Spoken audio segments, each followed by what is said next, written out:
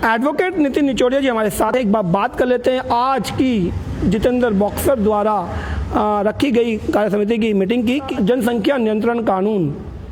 जी sir, किस तरीके से? सबसे पहले तो धन्यवाद लीड दिल्ली का, जो इस मुद्दे को भाई जितेंद्र बॉक्सर जी के माध्यम से जो आंदोलन के रूप में उठाया जा रहा विषय, लीड दिल्ली के माध्यम से आज पूरी दिल्ली देख रही है कि दिल्ली को जनसंख्या नियंत्रण की किस प्रकार ज़रूरत है।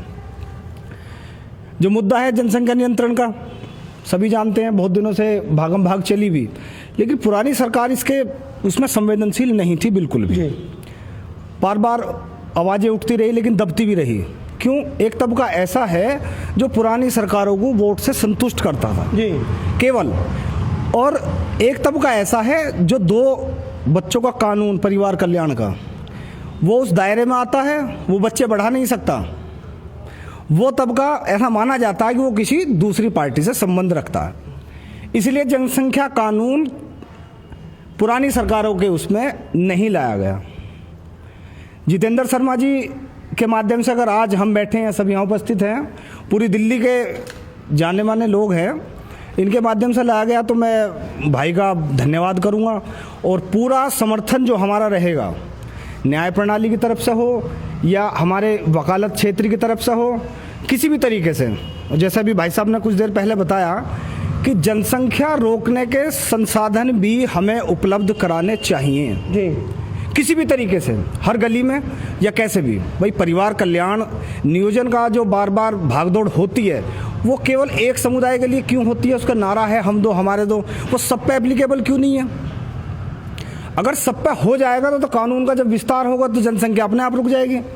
लेकिन कोई सरकार संवेदनशील क्यों नहीं है? अच्छा है अगर ये आंदोलन आगे बढ़ता है तो जन जन का आंदोलन बनेगा, उसमें हम जैसे नवयुवक भी जुड़ेंगे, पुराने लोग भी जुड़ेंगे, लेकिन उसमें नवयुवकों की ज़रूरत बहुत ज़्यादा है। जो बुजुर्ग हैं वो उस तबके को पार कर चुके हैं, लेकिन वो इस चीज़ का उदाहरण जरूर बनेंगे। आपको लग रहा है कि जैसे आपने बोला कि सरकारें संवेदनशील नहीं रही, और इस सरकार पर पिछली बार जब हमने बात रखी तो शायद इन्होंने कहा था ये सरकार शायद ये कड़ा कानून भी ला सकती है, तो लग रहा है कि अब देखो, उम्मीद से दुनिया चलती है। जब किसी एक सब्जी को बारंबार खाया जाता है तो, लेकिन जब आदमी जैसे किसी दूसरी सब्जी को टेस्ट करता है तो उसका स्वाद बदलता है। तो नई सरकार थी, पुराने समय से 10 साल तक कांग्रेस रही, दिल्ली में 15 साल तक फिर कांग्रेस रही। अगर एक बच्चा पैदा होने के बाद में वो बालिग हो गया, उसने केवल कांग्रेस का कार्यकाल देखा, उसने कोई परिवर्तन नहीं देखा।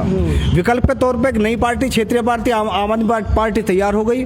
यही स्थिति पूरे हिंदुस्तान की है। जब जब विकल्प तैयार होता है तो एक नया तैयार होता है, लेकिन राष्ट्रीय स्तर पे इस कानून की आवश्यकता है, ये सब लोग जानते हैं। कहना कोई नहीं चाहता क्योंकि वोट का नुकसान होने की सबको संभावना है, क्योंकि धर्म ग्रंथों के अनुसार। मैं वही कह रहा हूँ कि चुनौतियाँ तो है, और तो किस तरीके से जो संवेदना, जो आपने बताया कि संवेदना है और जागृति है या जन जागरण है, ये आंदोलन का रूप लेकर शायद कड़े कानून देखने को मिलेंगे। कब और किस तरीके से हम सरकार को समझा पाएंगे कि वोट बैंक की राजनीति को छोड़कर देश प्रेम के बारे में थोड़ा सोच लिया जाए? देखो जैन साहब, आप कह रहे हो कि होगा कब? जब होगा जब कोई व्यक्ति प्रयास करेगा, उसकी मांग करेगा जी। वो मांग राष्ट्रीय स्तर पर हो, राज्य स्तर पर हो, जिला स्तर पर हो या ग्राम स्तर पर हो, लेकिन मांग कहीं ना कहीं आरंभ तो हो। आज हम बैठे हैं, आज हम अपनी कोई बात कह रहे हैं, ये एक बड़ा सौभाग्य है कि हम जनसंख्या नियंत्रण जैसे कानून के विषय में बात कर रहे हैं। और मेरे जैसे नवयुवक, हो सकता है उनका योगदान किसी और तरीके का भी हो, तन मन धन, तो ऐसे नवयुवकों को जोड़ना, उनमें जागृति लाना, और जितने भी हमारे तबके हैं, चाहे वर्ग हों चाहे धर्म हों, इन सबको एक साथ आना होगा। जनसंख्या नियंत्रण कानून राष्ट्रीय स्तर पर लागू कराना होगा।